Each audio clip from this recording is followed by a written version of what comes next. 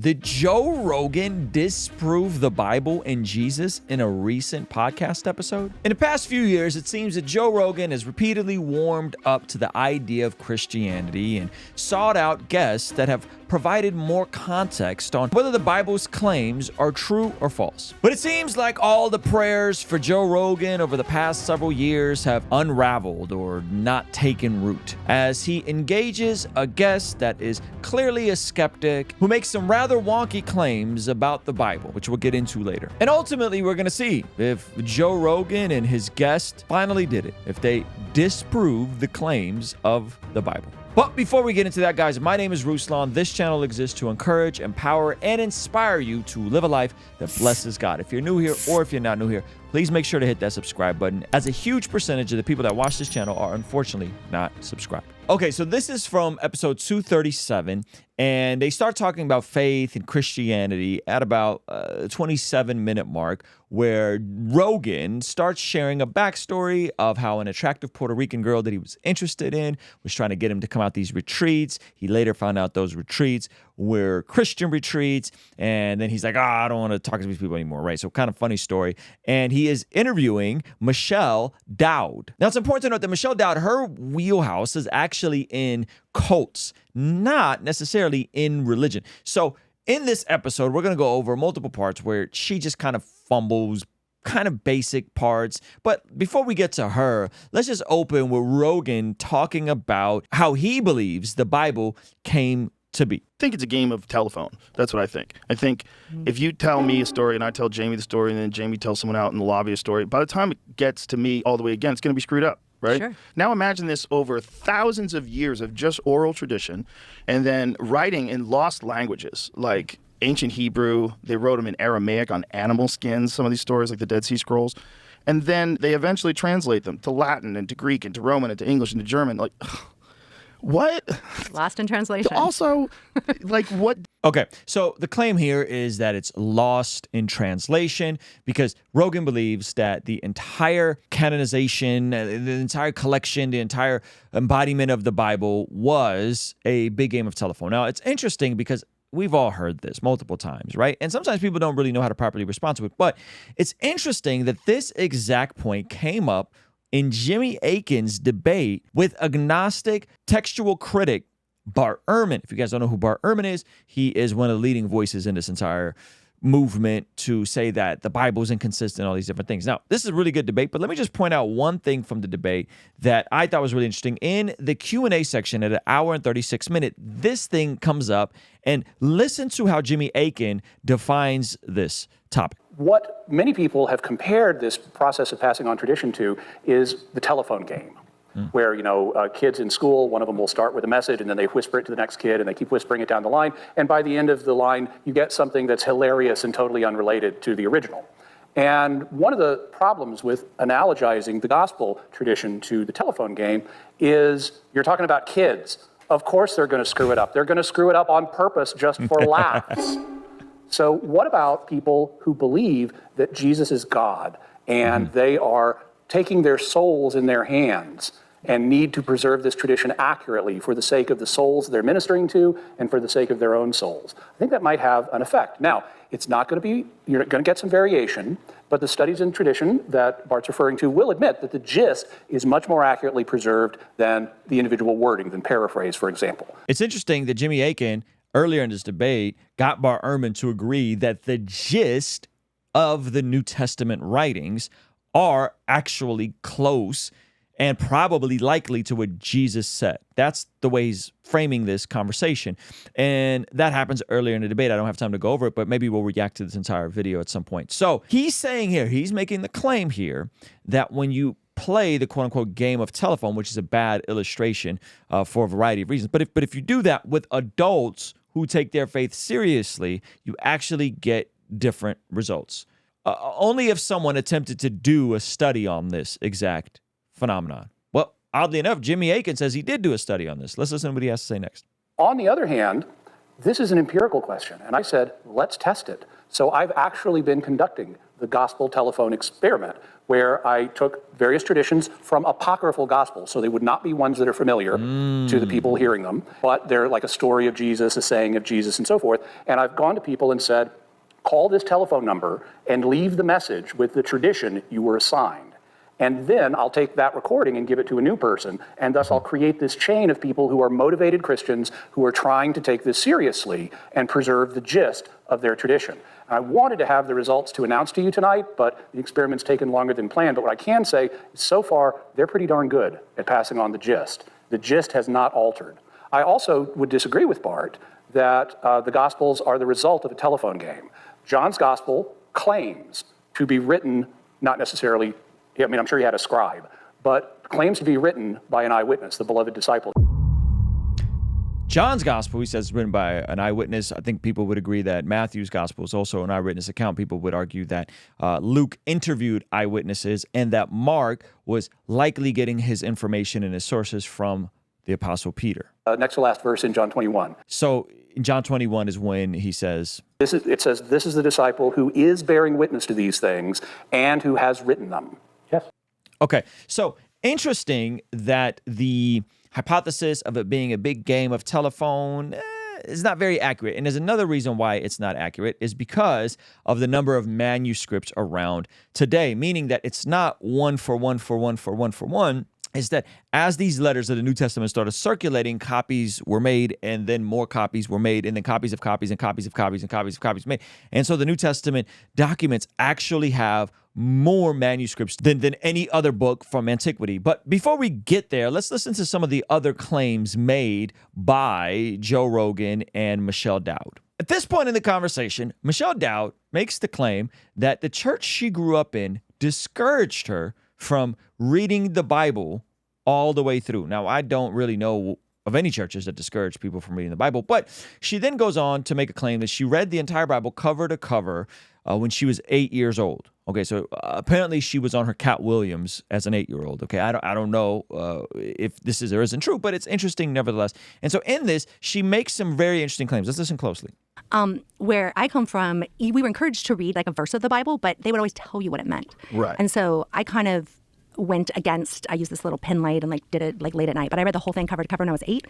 And if you read like every single book in order, you start to find that there's a lot of really beautiful, places in the Bible, but there's a lot of stuff that's really violent. And then there's a lot of stuff that contradicts itself. And it's because it was written in different. The first claim is that the Bible is very, very violent. That is true. Me and my 9-year-old are actually going through the book of Genesis verse by verse, and it is very violent. I think sometimes Christian culture has done a disservice in trying to make everything within Christian media very palatable to children, and it's just not, especially when you want to go through the Bible verse by verse with a 9-year-old. It is extremely graphic. It's extremely violent. Within the first 15 chapters, we're having to cover rated R material, okay? So she's right in that. Now, the next statement she makes is that the Bible contradicts itself. Let's listen to what Joe Rogan does next. Listen very closely.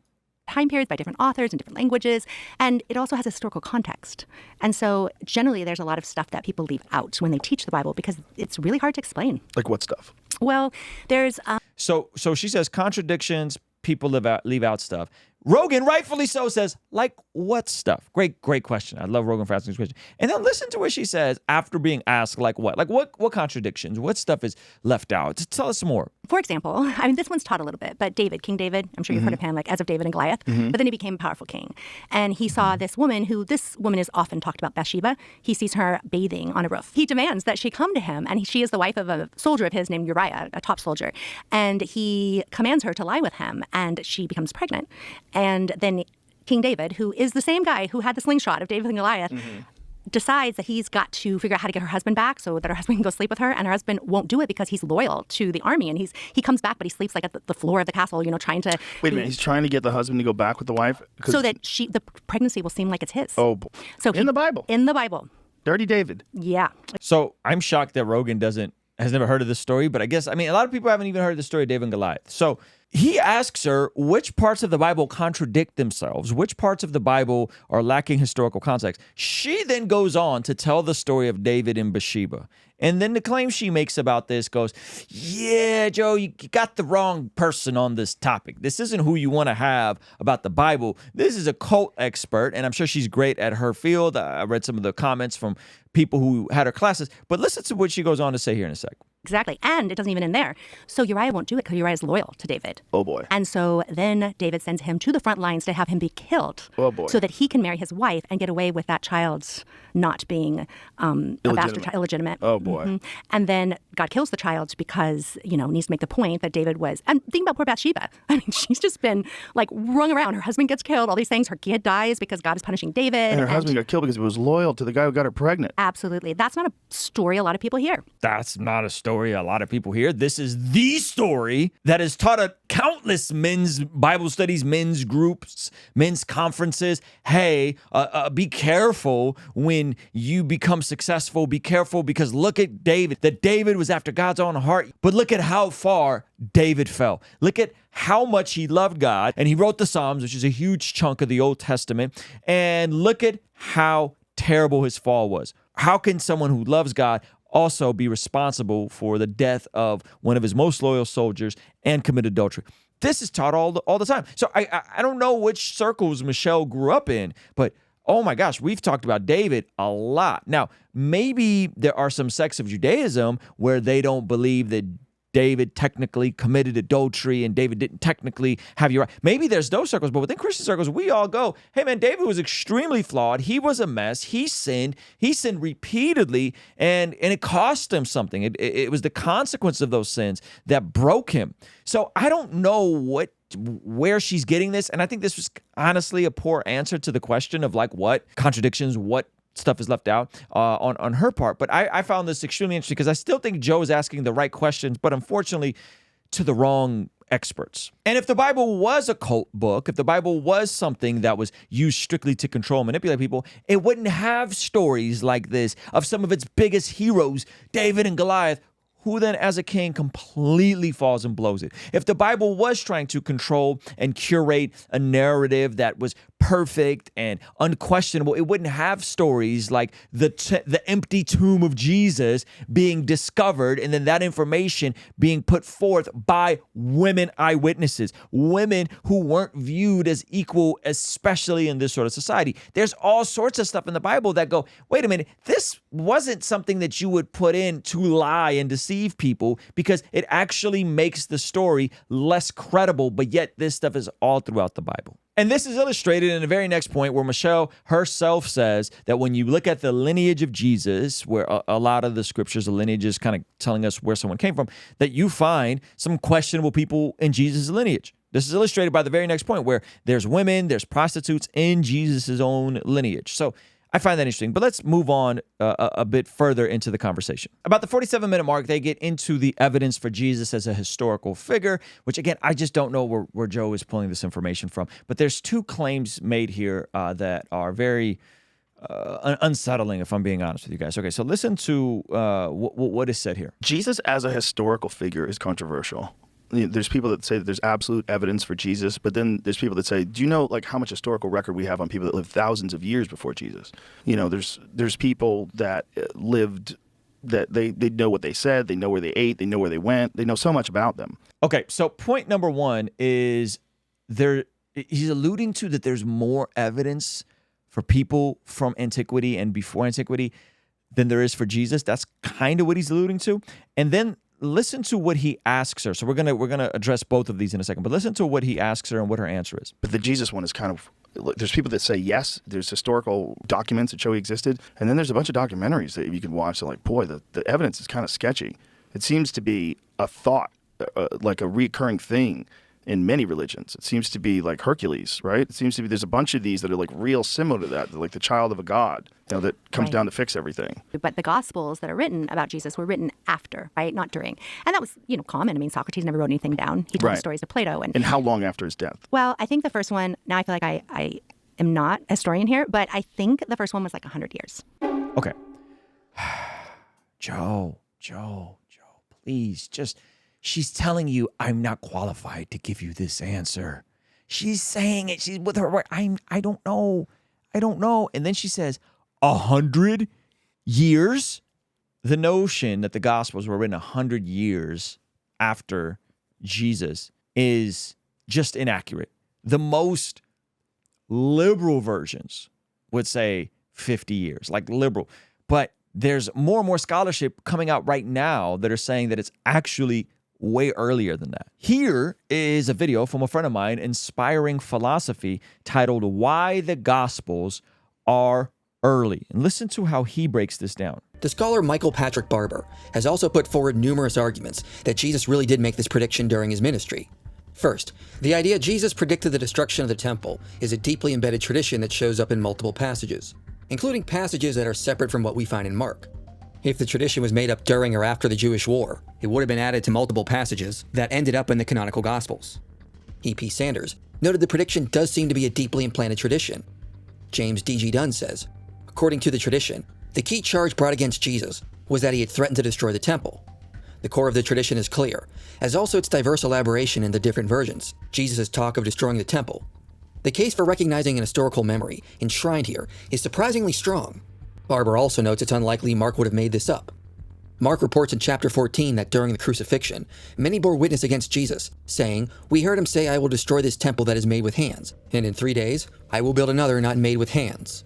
Mark and Matthew's handling of their report indicates they're not comfortable with how the saying of Jesus was formulated by Christian opponents. Barber notes this indicates Jesus' prediction may have been misinterpreted in different ways by the people around him. But this seems to indicate the saying of Jesus was contested, and the Christians had to give an account of what Jesus actually said versus what they perceived as twisted versions of this. So what Michael from Inspiring Philosophy is arguing here is that the vast amount of scholarship that tries to place the Gospels later do so because the destruction of the temple, which Jesus prophesied or predicted, meaning that scholars who reject that the Gospels were written earlier say that it wasn't written earlier because they don't believe that Jesus could have accurately predicted the destruction of the temple, which didn't happen until 70 AD. For those of you guys that have any understanding, meaning that Jesus dies around 30 AD, the destruction of the temple happens at 70 AD. That means most of the Gospels were written probably within 40 years of Jesus' life, some going back as early as 50 ADs, but there's actual books in the New Testament that were written before that.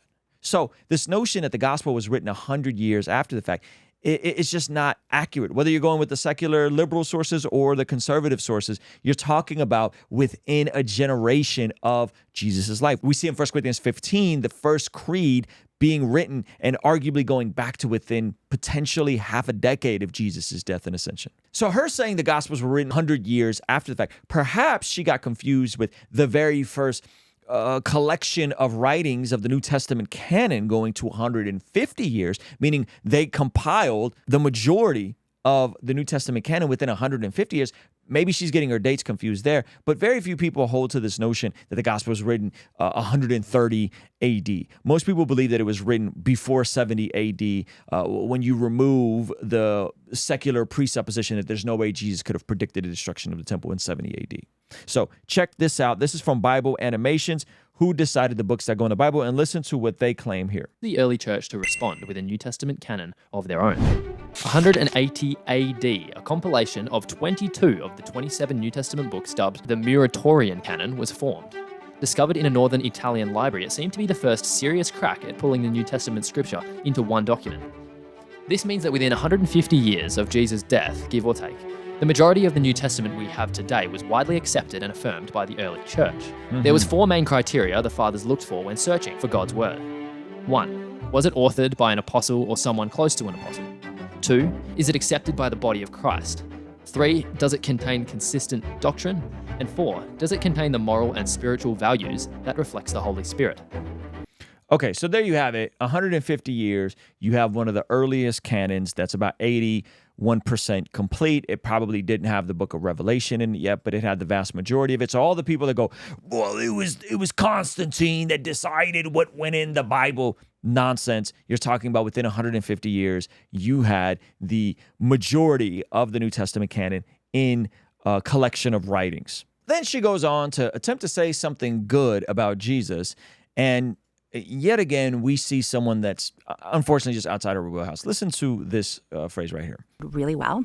So Jesus didn't write anything down, right? Like, he was a storyteller. Jesus told a lot of parables, and those are easier to remember. So if you listen to like his Sermon on the Mount or, these various things, it's possible that some of these stories, which they can be interpreted more than one way, but like, to say that, have you heard the expression casting pearls to swine? Yes. Okay, what does that mean? Well, in the story of the prodigal. I love this lady. She's so sweet. She's trying to say something good about Jesus here. She's trying to add some validity to the claims of Jesus. So she goes, the phrase casting pearls before swine. Now she goes from casting your pearls before swine to a parable.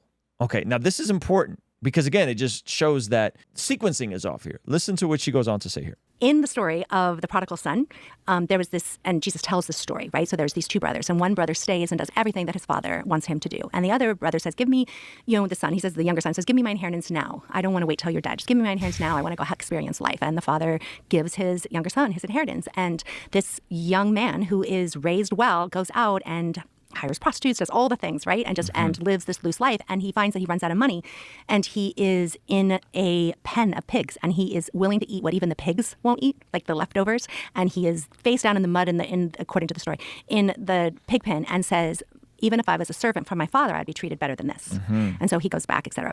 And his older brother is really upset because the father brings the son back and treats him, just so grateful his son's returning to him.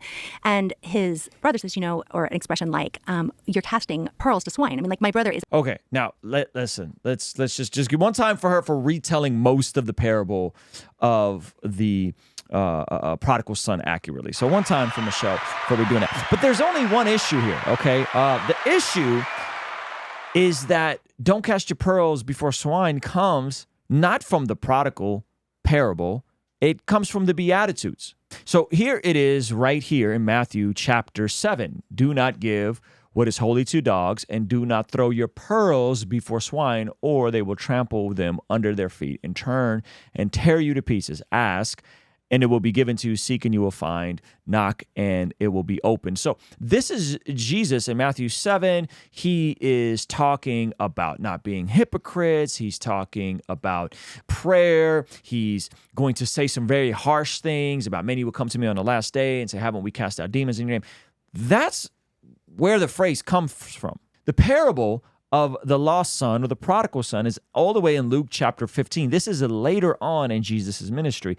And when you go and read the end of it, where the angry brother becomes angry, Luke 15:28, the older brother became angry and refused to go in. So his father went out and pleaded with him. But he answered his father, look, all these years I've been slaving for you and never disobeyed your orders, yet you never gave me even a young goat so I could celebrate with my friends. But when your son, who has squandered your property with prostitutes, comes home, you kill the fattened calf. He never says anything about pearls before swine. That's a completely different story. It's actually a sermon that Jesus is preaching as he's interacting with people. This is a parable. She actually got it like wrong. Like, that's not where it comes from. That has nothing to do with it.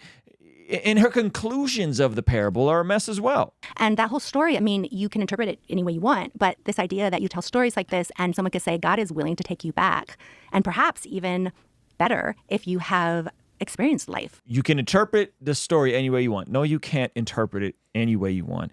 2, that God will take you back. Yes, God will take you back.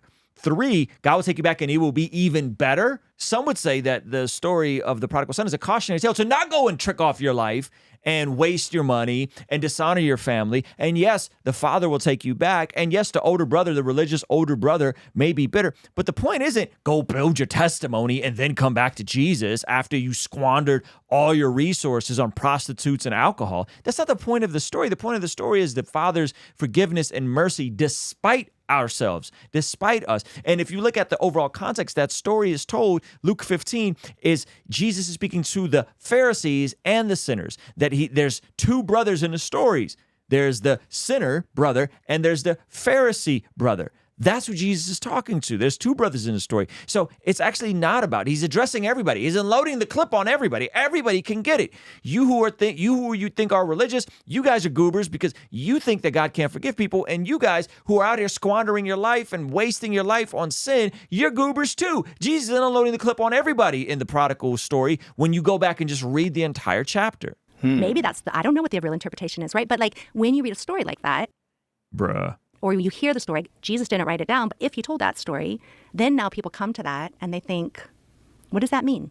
Does that mean when I find myself in a pig pen that I can repent and go back? What does it mean? So in this, they've now spent over 30 minutes attempting to disprove the credibility of the Bible in a way, but still say good things and kind of fumble some basic New Testament information. But here, I think the entire conversation, they kind of disprove themselves here. And this is why, because they point to how oral tradition works and how this all came out of an oral tradition. A lot stronger ability to concentrate, obviously. Right, they weren't distracted. Right. No but TikTok. even before, right. But even before things were written, people really had command over language and oral traditions and their memory. They had to remember. Like you think about, where to find whatever it is when you're a forager, where to find the hunt. Right. All of these traditions have to be passed down for humans to stay alive. I mean, we're really fragile creatures. So what she goes on to explain is that these people came from a different time where, one, there was less distractions, and two, they had to be able to remember, pointing people back to the reality of oral tradition being essential to these cultures from antiquity. When before there was anything except for spheres, like how did humans stay alive? They stayed alive because they could remember. They could remember what could kill them. Yeah. Well, just like we used to be able to remember phone numbers. If they could remember better than we could today, because that is what they needed to stay alive, even if the Gospels were written decades after, that would still confirm the notion that what they were writing was still remembered and true because of the culture they came from. This entire thing was a big self-defeating conversation because he said, oh, this is written like a game of telephone and it was 100 years removed. It wasn't. And now they're saying, but they come from a different culture and they had to remember these things and therefore they come from an old tradition, which is true. Now, listen to this point made by Mike Winger regarding the reality of how many manuscripts of the New Testament they are versus other characters from antiquity and similar periods. If we compare the New Testament, you see the yellow on the screen, that refers to how many manuscripts there are. So look at, say, Sophocles over here. Of Sophocles, we have 193 existing copies of Sophocles that are left over. It's 1,400 years from the time it was originally written until we find our first copy. Now, as you can tell, he's one of the good examples. Whereas the New Testament, it's 40 to 70 years from the time it was originally written until we get our first copies. And that large yellow blob represents the number of copies compared to other ancient literature. And this shows you something that's really, really important. Skeptics are inconsistent. They act like we have no confidence about the New Testament, but yet they believe Alexander the Great existed. We have 1,000 times more evidence for Jesus than we do for Alexander the Great. Sheesh. We have 1,000 times more evidence for the New Testament than we do for the average work of antiquity. So if you can know that Pliny the Elder said something, then you can know that Jesus said something. That's good. So the inconsistent nature of skeptics who are scholars from these periods and the fact that there's more manuscripts, and manuscripts, again, it's not one copy translated 26,000 times. It's multiple copies translated, and that there's different streams of translation, the Byzantine text, and what's found in Alexandria, and then what's found in Ephesus, and they more or less are all the same. There's slight textual variations in them, but the 20,000+ manuscripts that we have today are all more or less the same to what we had when the Bible was being written thousands of years ago. So if Joe Rogan is potentially watching this video or someone that thinks a lot like him, I would like to present them with the problem-solving method of Occam's razor. Occam's razor simply states that the simplest solution is always the best. Problem-solving principle, the simplicity is better than complexity, named after the 14th century logician and theologian William of Occam. Instead of asking more questions that lead to more questions that lead to more questions, perhaps the claims with enough evidence would lead us to the reasonable conclusion that the death, burial, resurrection of Jesus and the New Testament documents which testify to these things are actually true. that we don't have to theorize, we don't have to misquote Bible passages, we don't have to claim to know what it could or couldn't mean, or the fact that it's BS and misstate basic facts about history, that perhaps what Jesus laid out in the New Testament documents, that salvation is through him, that the same principle that Joe Rogan affirms as good, that the principles of forgiveness and the principles of love your neighbor as yourself and do unto others, which, by the way, are exclusive to Christianity in this time frame. Perhaps they went on to influence other faith traditions, but before Jesus, the world was very different. And after Jesus, the world became substantially better. Perhaps when we consider all these different things, that the simplest solution is the true one. And that's why it's important for us to have a healthy and robust understanding of the Bible, apologetics, and church history. Because even if and when Christians tend to get a little weird and kooky about the latest end times prophecy, a robust understanding of the Gospels and of the teachings of the Bible will actually lead us into a practical, good practice of our faith. And that is exactly what I just recently covered on my latest Bless God newsletter. If you're not signed up, make sure to hit the link pinned below so we can get that out to you. It's also the very first place you'll be able to get access to our brand new custom cut and sew Armor of God jacket coming very soon. All right, I'll see you over there. Peace.